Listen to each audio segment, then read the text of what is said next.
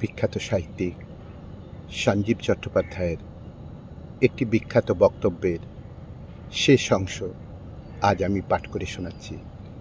বক্তব্য: জগৎ জননী শারদা, বিশ্বমাতা শারদেশ্বরী। শুরু করছি। ঠাকুর বলেছেন, এসো সবাই মিলেমিশে একটা জগৎ তৈরি করি, যেই জগতের আসল সুরটি মা শারদা ধরিয়ে দিয়ে গেছেন। এই জগতে কেউ তোমার পর নয় মা, সবাই আপনার। তারপরে এই যে নির্বিচার, কে পাপী কে পুণ্যাত্মা, তোমার বিচারের কোনো প্রয়োজন নেই। মানুষকে ভালোবাসো, তার মানে তার পাপ পুণ্য স্বভাব চরিত্র সমস্ত কিছুকে ভালোবাসো।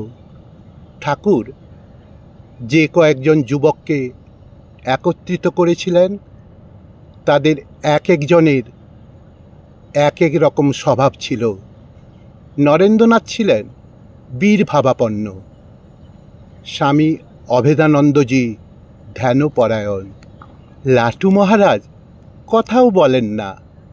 স্বামীজি বলেছিলেন, ঠাকুরের যদি মিরাকেল দেখতে চাও তো লাটুকে দেখো। তাকে একেবারে সক্রেটিস করে দিয়ে গেলেন। আর গিরিশবাবু বলতেন, ঠাকুরের মিরাকেল যদি দেখতে চাও তাহলে আমাকে দেখো। এই যে গিরিশচন্দ্র, যিনি ঠাকুরের কাছে যেতেন বলে কেশবচন্দ্র ও ব্রাহ্ম সমাজের বড় বড় ব্যক্তি ঠাকুরের কাছে দক্ষিণেশ্বরে আসা ছেড়েই দিলেন, কারণ নটনটিরা নাকি ঠাকুরকে দখল করে নিয়েছে। কিন্তু এই গিরিশচন্দ্র যখন কামারপুকুরে গেলেন, তখন দেখছেন যে বিছানায় তিনি শুতেন, সেই বিছানায় চাদর টাদর সব ধপধপে সাদা, মা নিজে কেচে দিয়েছেন।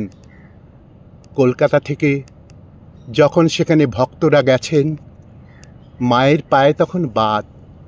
তারা দেখলেন পল্লীর পথ ধরে মা আসছেন।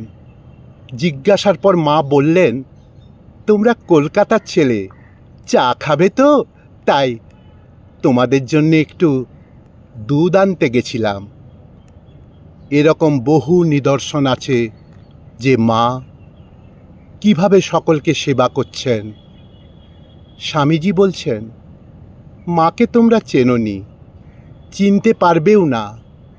এই যে ব্রহ্ম, জ্ঞান, ভক্তি এবং কর্ম, তিনটিকে একত্রিত করে ফেলেছেন। ভগবান শ্রীরামকৃষ্ণ, স্বামীজি এবং তার পার্ষদরা সবাই মিলে যে সংগঠনটি করেছিলেন, এটা এমন একটা মনুমেন্ট, যেমন শিবলিঙ্গকে বলা হয় নিচের অংশ ব্রহ্ম, তারপর বিষ্ণু, ওপরে ওঙ্কার, একটা লিঙ্গাকার ব্যাপার তৈরি করেছেন, জীবন্ত শিবলিঙ্গ। ভগবান শ্রীরামকৃষ্ণ, মা শারদা, স্বামী বিবেকানন্দ এবং তার সন্ন্যাসী ভক্তরা সবাই মিলে এমন একটা ঐক্যতান সৃষ্টি করে গেলেন, যার মধ্যে এসে ঢুকলেন পৃথিবীর অন্যান্য সমস্ত ধর্মগুরু। ঠাকুর বলেছিলেন, নরেন, তুই এমন একটা সংগঠন গঠন করবি যার মধ্যে কোনো বিভেদ থাকবে না। সংঘ ছাড়া সংগঠন।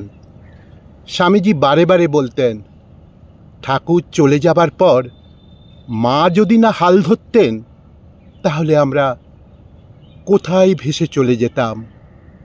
মায়ের উৎসাহ, মায়ের নিবিড় তপস্যা, মায়ের সকলকে এক করে রাখা, মা ছাড়া কিন্তু এটা সম্ভব হতো না।